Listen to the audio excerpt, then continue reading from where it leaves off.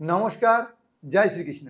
আজ আমি শ্রীমদ্ ভগবদ গীতার প্রথম অধ্যায় অর্থাৎ অর্জুন বিষাদ যোগ থেকে আমি 34 নম্বর শ্লোকটা পাঠ করে শোনাবো। প্রথম ধীরে ধীরে পাঠ করব, তারপর আমাদের ছন্দে সুর করে পাঠ করে শোনাবো। চলুন শুরু করা যাক। আচারিহা পিতরঃ পুত্রস তথৈবচ পিতামহঃ মাতুলঃ শ্বশুরঃ পৌত্রঃ শাল্যঃ সমন্দিনস্তথা। এবার আমাদের ছন্দে একবার সুর করে পাঠ করে শোনাবো, যেভাবে আমরা মানুষের সামনে পাঠ করব বা বিভিন্ন জায়গায় আমরা পাঠ করব।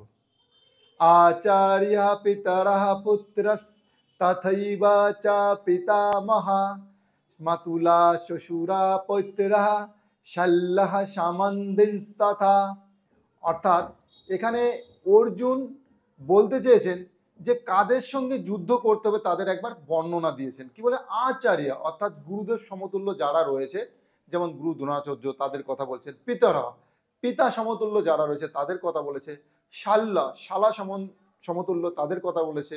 মাতুলা অর্থাৎ মায়ের বংশ যারা রয়েছে তাদের, বা পুত্র মানে পুত্র সমতুল্য যারা রয়েছে তাদের সমতুল্যর কথা বলেছে। এবং সম্বন্ধী, যে এই যে যারা আত্মীয়, অর্থাৎ যে যুদ্ধক্ষেত্রে দুই পক্ষের মধ্যে যে সমস্ত আত্মীয় স্বজন অর্জুন দেখতে পেয়েছিল তাদের এখানে বিশ্লেষণ করেছে যে এদের সঙ্গে আমার যুদ্ধ করতে হবে। অর্থাৎ এরা তো আমার সবাই আত্মীয়, এদের সঙ্গে আমার যুদ্ধ করা কখনোই সম্ভব না। আর পরের শ্লোকেও তিনি বলেছেন যে এদের সঙ্গে যুদ্ধ করা বা বধ করার থেকে আমি কি পাবো? ত্রিলোকের রাজত্ব পাবো। আমার রাজত্ব আমার চাই না, বাট এদের সঙ্গে আমি যুদ্ধ করতে চাই না। অর্জুন কিন্তু পরিষ্কার ভগবান শ্রীকৃষ্ণকে এই শ্লোকে জানিয়ে দিয়েছেন। নমস্কার, জয় শ্রীকৃষ্ণ।